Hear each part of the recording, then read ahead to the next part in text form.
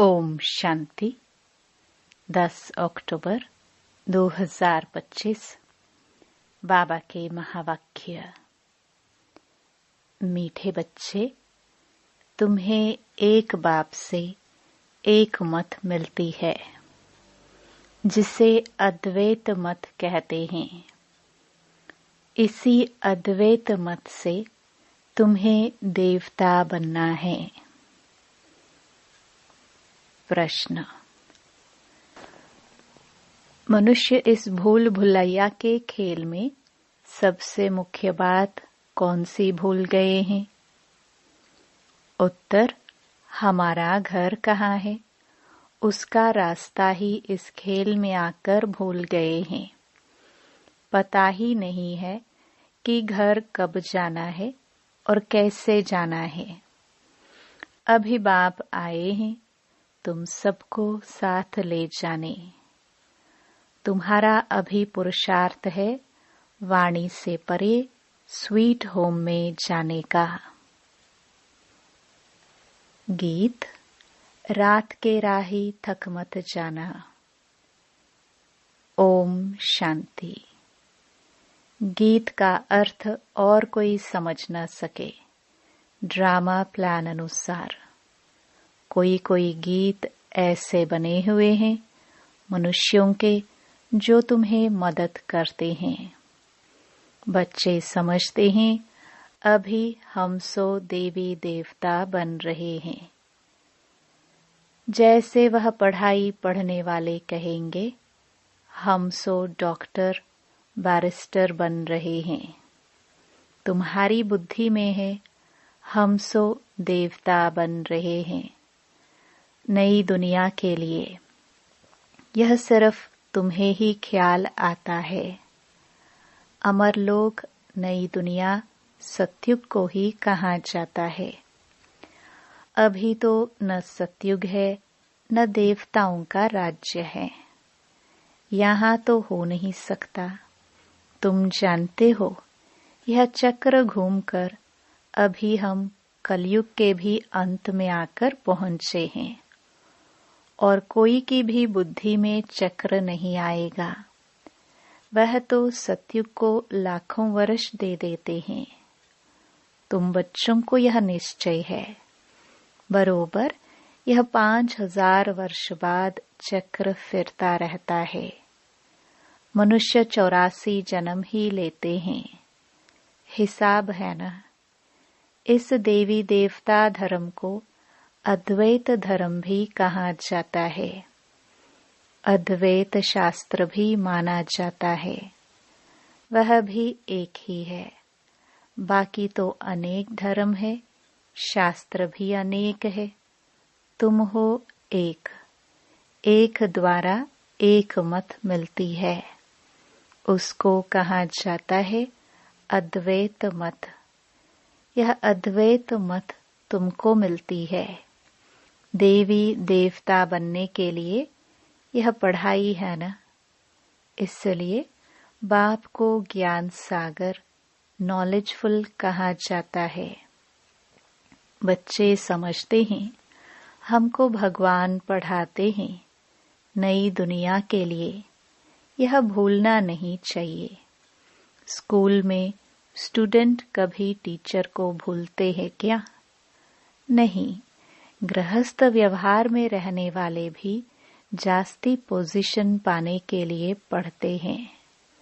तुम भी गृहस्थ व्यवहार में रहते हुए पढ़ते हो अपनी उन्नति करने के लिए। दिल में यह आना चाहिए हम बेहद के बाप से पढ़ रहे हैं। शिव बाबा भी बाबा है। प्रजापिता ब्रह्मा भी बाबा है। प्रजापिता ब्रह्मा आदिदेव नाम बाला है। सिर्फ पास्ट हो गए हैं। जैसे गांधी भी पास्ट हो गए हैं। उनको बापूजी कहते हैं परंतु समझते नहीं। ऐसे ही कह देते हैं। यह शिव बाबा सच सच है। ब्रह्मा बाबा भी सच सच है। लौकिक बाप भी सच सच होता है। बाकी मेयर आदि को तो ऐसे ही बापू कह देते हैं। वह सब हैं आर्टिफिशियल, यह है रियल। परमात्मा बाप आकर आत्माओं को प्रजापिता ब्रह्मा द्वारा अपना बनाते हैं। उनके तो जरूर ढेर बच्चे होंगे। शिव बाबा की तो सब संतान हैं, उनको सब याद करते हैं।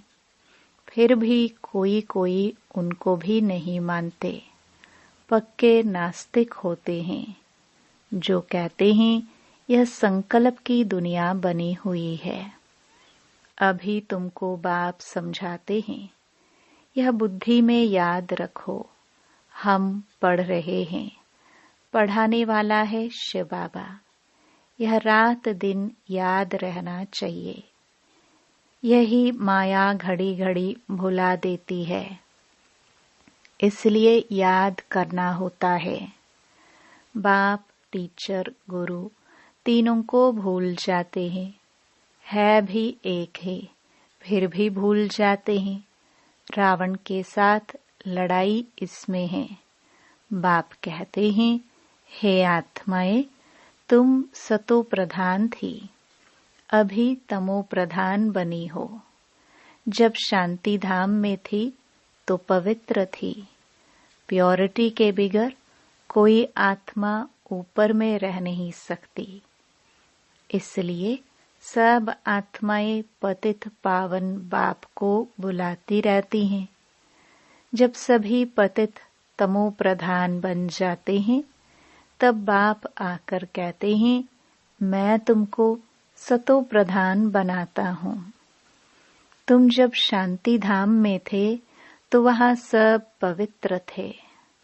अपवित्र आत्मा वहाँ कोई रह न सके।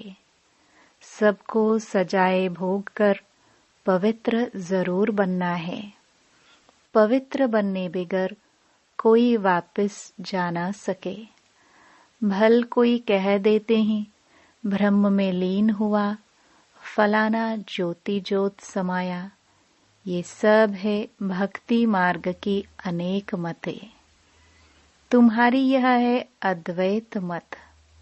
मनुष्य से देवता तो एक बाप ही बन सकते हैं। कल्प कल्प बाप आते हैं पढ़ाने। उनकी एक्ट हूबहू कल्प पहले मुआफिक ही चलती है। यह अनादि बना बनाया ड्रामा है ना। सृष्टि चक्र फिरता रहता है। सतयुग, त्रेता, द्वापर, कलयुग, फिर है यह संगम युग। मुख्य धर्म भी यह है डीटीइज्म, इस्लामिज्म, बुद्धिज्म, क्रिश्चियनिज्म, अर्थात जिसमें राजाई चलती है। ब्राह्मणों की राजाई नहीं है, न कौरवों की राजाई है। अभी तुम बच्चों को घड़ी घड़ी याद करना है बेहद के बाप को। तुम ब्राह्मणों को भी समझा सकते हो। बाबा ने बहुत बार समझाया है। पहले पहले ब्राह्मण छोटी है, ब्रह्मा की वंशावली पहले पहले तुम हो। यह तुम जानते हो। फिर भक्ति मार्ग में हम ही पूज्य से पुजारी बन जाते हैं। फिर अभी हम पूज्य बन रहे हैं। वह ब्राह्मण गृहस्थी होते हैं, न कि सन्यासी। सन्यासी हठ योगी हैं। घर बार छोड़ना हठ है ना। हठ योगी भी अनेक प्रकार के योग सिखाते हैं। जयपुर में हठ योगियों का भी म्यूजियम है। राजयोग के चित्र है नहीं। राजयोग के चित्र है ही यहाँ दिलवाड़ा में। इनका म्यूजियम तो है नहीं। हठयोग के कितने म्यूजियम हैं। राजयोग का मंदिर यहाँ भारत में ही है। यह है चैतन्य। तुम यहाँ चैतन्य में बैठे हो। मनुष्यों को कुछ भी पता नहीं कि स्वर्ग कहाँ है। दिलवाड़ा मंदिर में नीचे तपस्या में बैठे हैं, पूरा यादगार है। जरूर स्वर्ग ऊपर ही दिखाना पड़े। मनुष्य फिर समझ लेते कि स्वर्ग ऊपर में है। यह तो चक्र फिरता रहता है। आधा कल्प के बाद स्वर्ग फिर नीचे चला जाएगा, फिर आधा कल्प स्वर्ग ऊपर आएगा। इनकी आयु कितनी है, कोई जानते नहीं।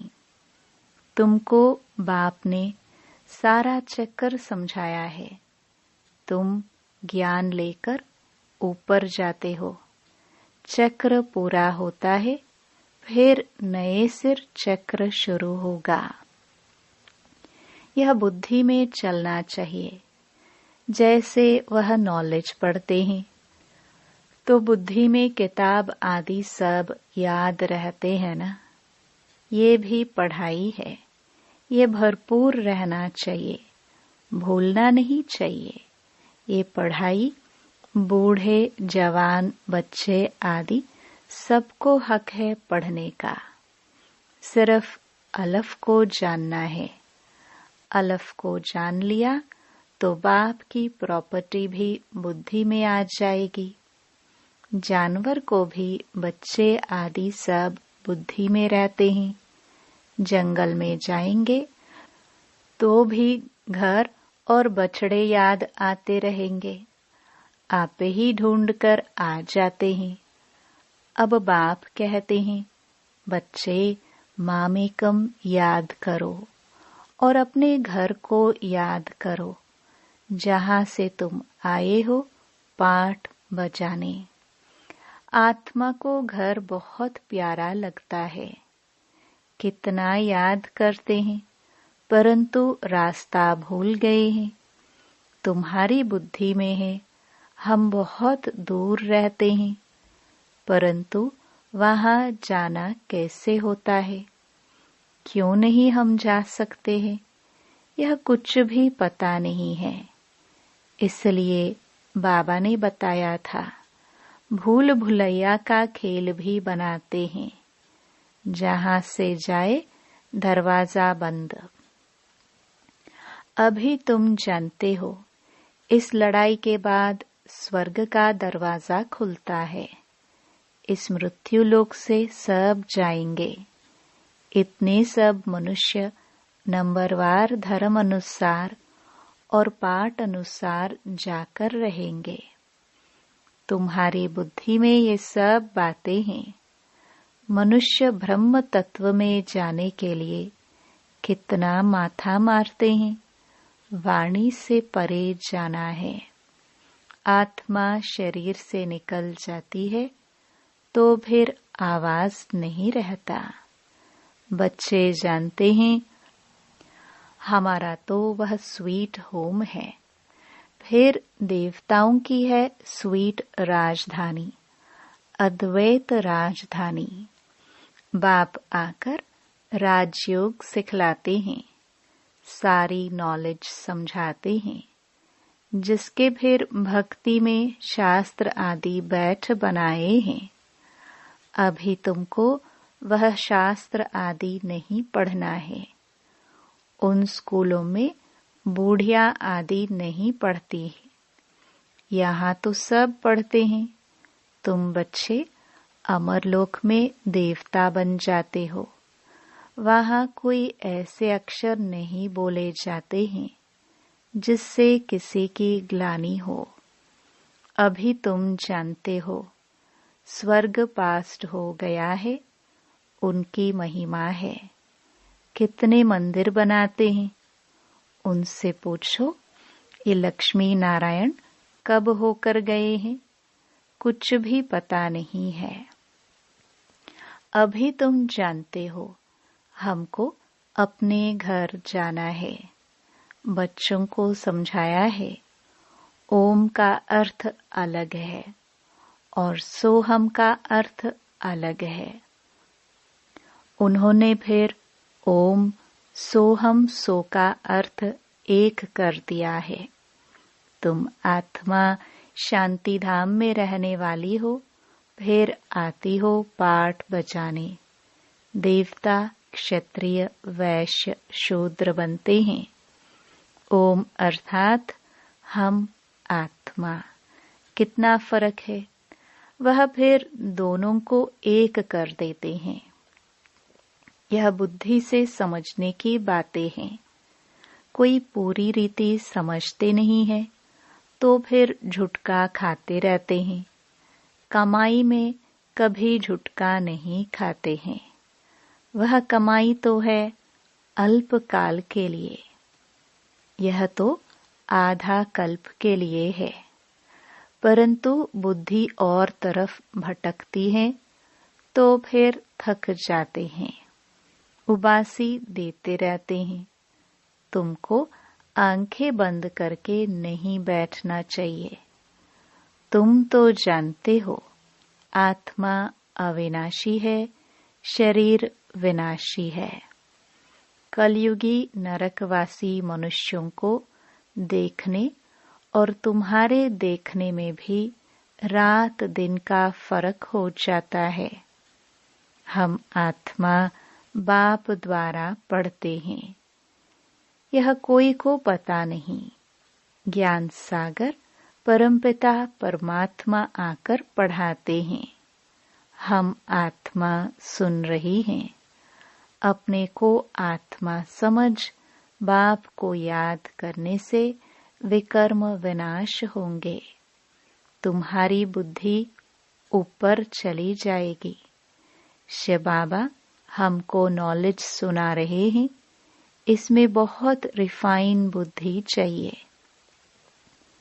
रिफाइन बुद्धि करने के लिए बाप युक्ति बताते हैं। अपने को आत्मा समझने से बाप जरूर याद आएगा।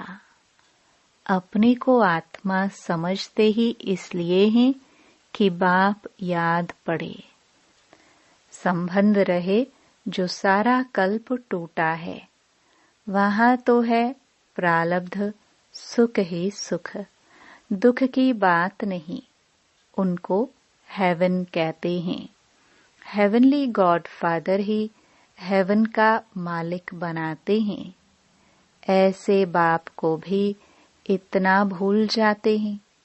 बाप आकर बच्चों को एडॉप्ट करते हैं। मारवाड़ी लोग बहुत एडॉप्ट करते हैं तो उनको खुशी होगी ना। मैं साहूकार की गोद में आया हूँ।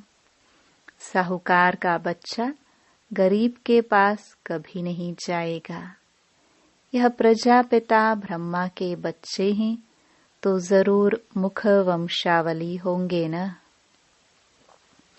तुम ब्राह्मण हो मुख वंशावली, वह है कुख वंशावली। इस फर्क को तुम जानते हो।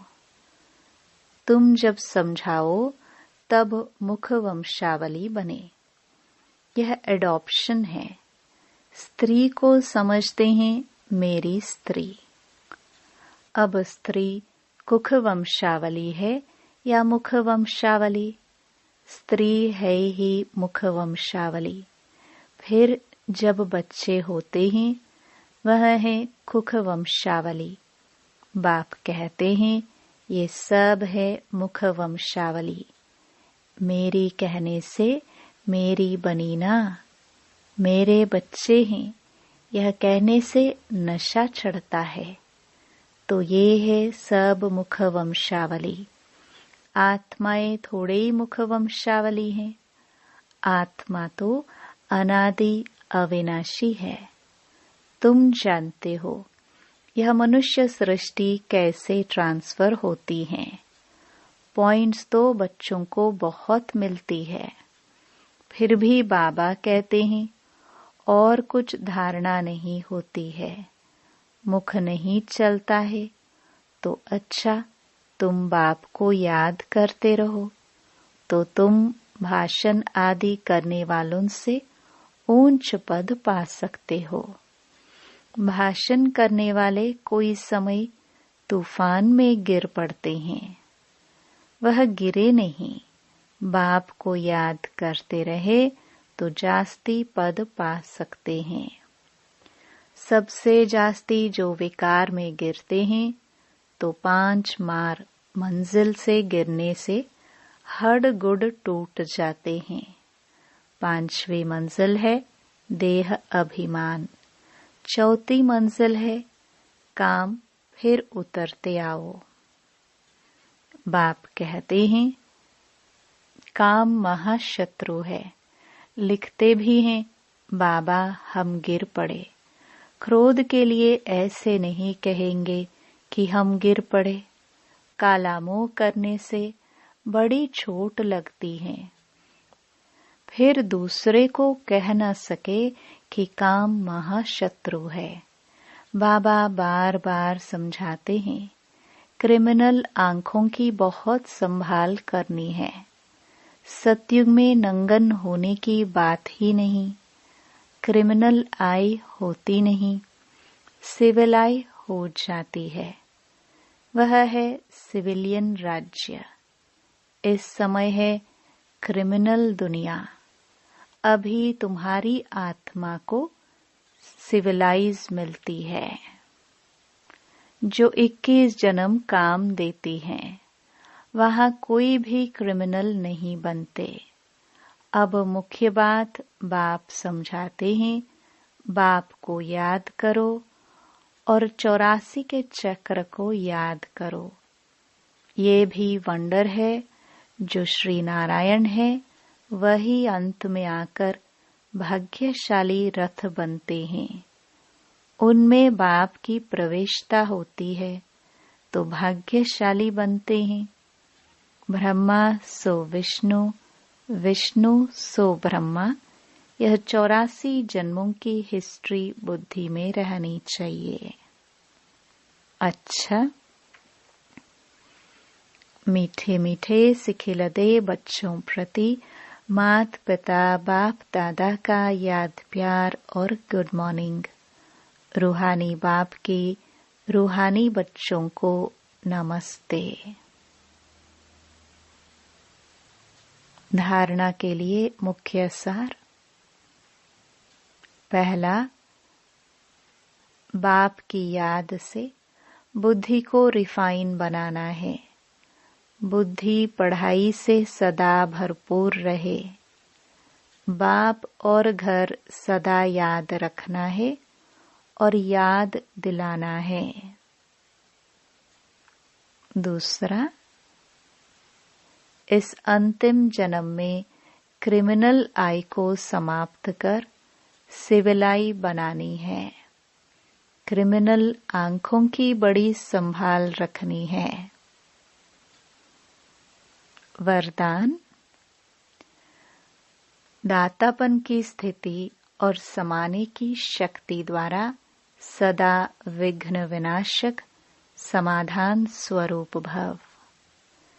विघ्न विनाशक समाधान स्वरूप बनने का वरदान विशेष 2 बातों के आधार से प्राप्त होता है। एक, सदा स्मृति रहे कि हम दाता के बच्चे हैं, इसलिए मुझे सबको देना है। रिगार्ड मिले, स्नेह मिले तब स्नेही बने, नहीं, मुझे देना है। दूसरा, स्वयं के प्रति तथा संबंध संपर्क में सर्व के प्रति समाने की शक्ति स्वरूप सागर बनना है। इन्हीं 2 विशेषताओं से शुभ भावना, शुभ कामना से संपन्न समाधान स्वरूप बन जाएंगे।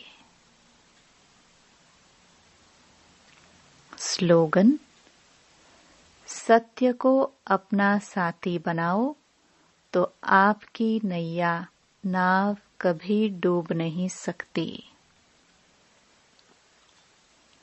अव्यक्त इशारे। स्वयं और सर्व के प्रति मनसा द्वारा योग की शक्तियों का प्रयोग करो। जब मनसा में सदा शुभ भावना व शुभ दुआएं देने का नेचुरल अभ्यास हो जाएगा, तो मनसा आपकी बिजी हो जाएगी। मन में जो हलचल होती है उससे स्वतः ही किनारे हो जाएंगे। अपने पुरुषार्थ में जो कभी दिल शिकस्त होते हो वह नहीं होंगे। जादू मंत्र हो जाएगा। ओम शांति।